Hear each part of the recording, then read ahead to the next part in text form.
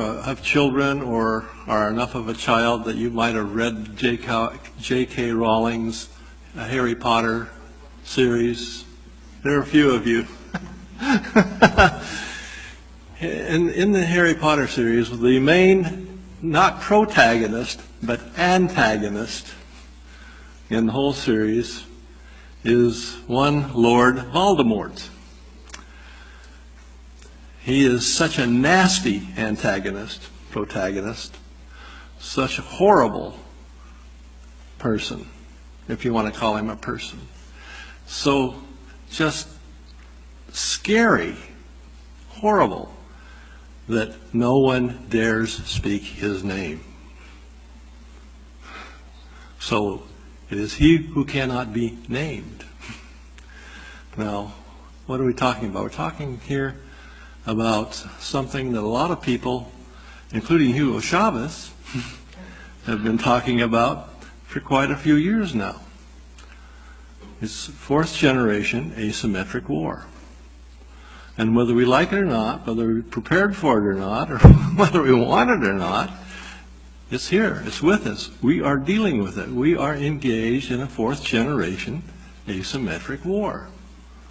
Now, what is war? War is the compulsion to accept the enemy's will. Compulsion. In the past, under the tradition of the Westphalian treaties and the so-called Peace of Westphalia, the idea was that war was between two nation states, or maybe an alliance of nation states against another alliance of nation states, but it was a nation state sort of thing. And furthermore, it was a military sort of thing. Flags flying, uniforms resplendent, crossing the sovereign borders of another country to take a province or a market or maybe the whole thing. But under current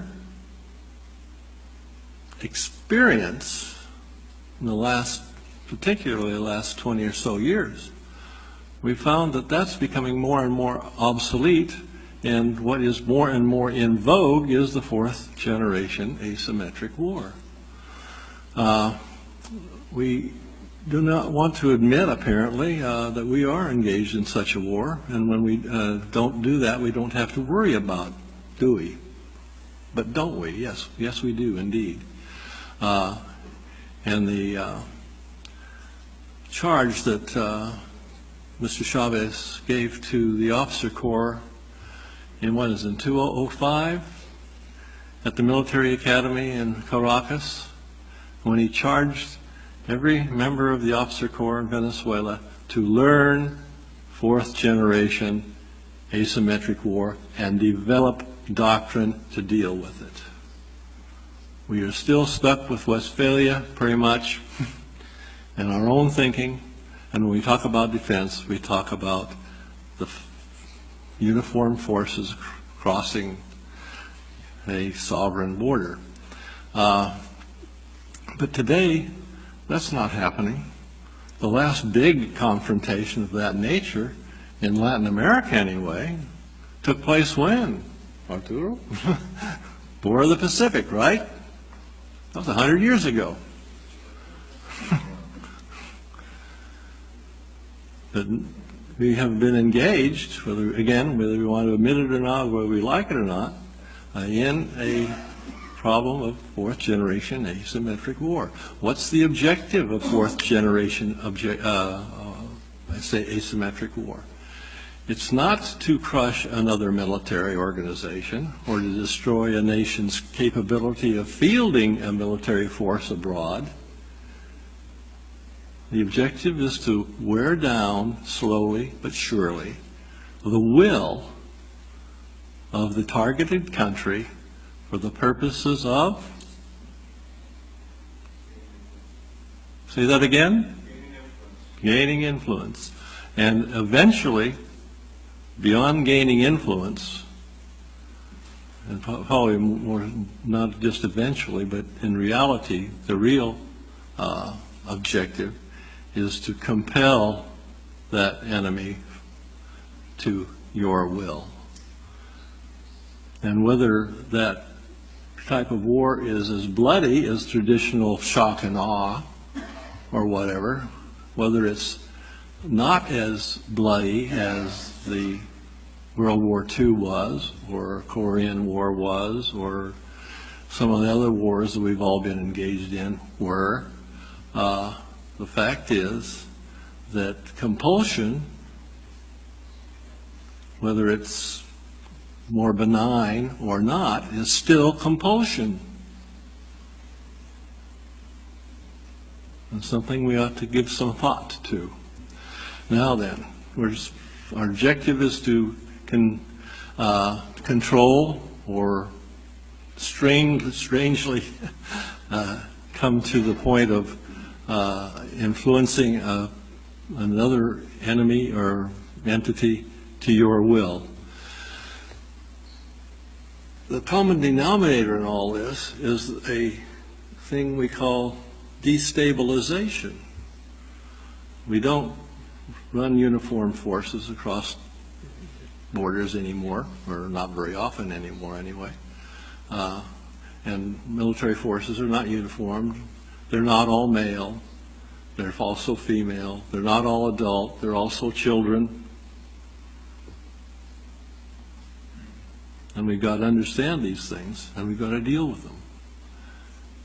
And the only way we can deal with them effectively is because, since they are transnational problems, what kind of solutions do we need? Ta-da! Transnational solutions. And Ambassador Einaudi has suggested not only that we go that direction, but we take another step further. We have to use brain power. Brain power is the main weapon in this context. Brain power. Smart power. It's not firepower. What took down the Berlin Wall? Tanks, artillery, airplanes? No, the German Deutschmark. Ta-da!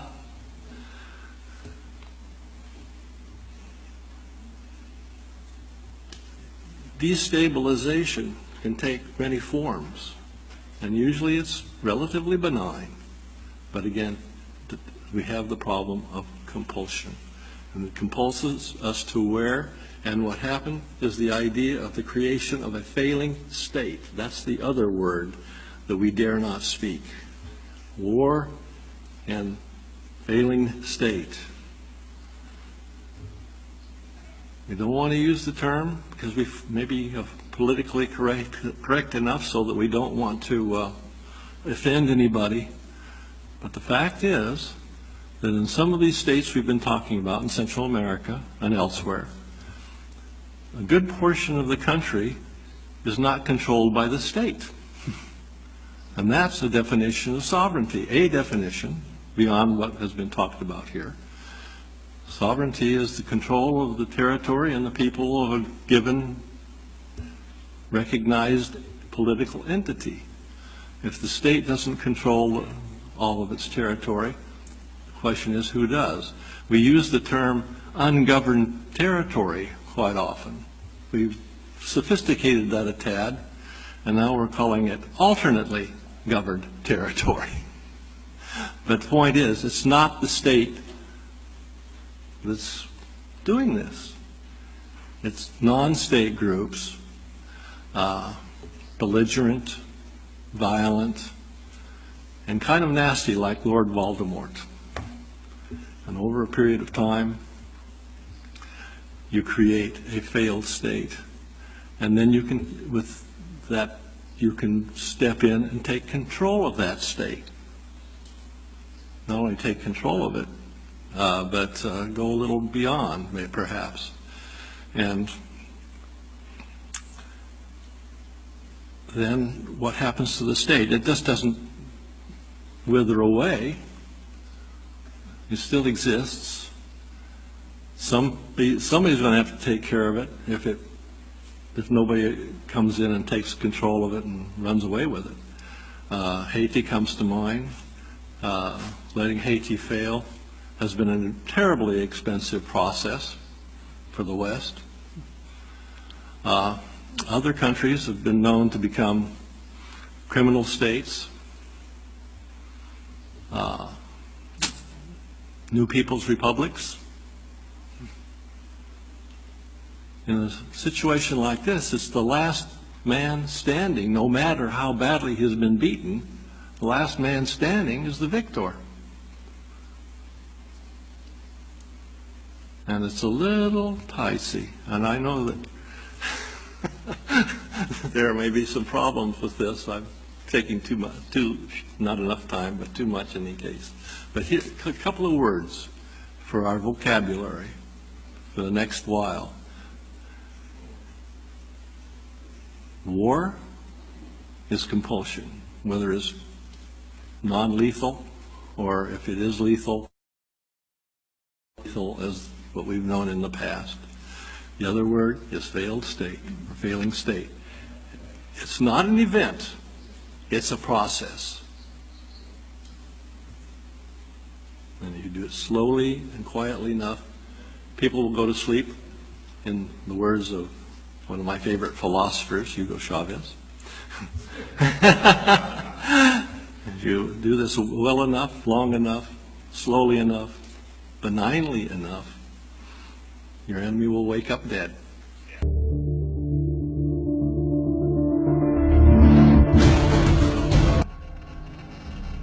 إذا أعجبك الفيديو لا تنسى الإعجاب والتعليق، ولكي يصلك كل جديد اشترك الآن.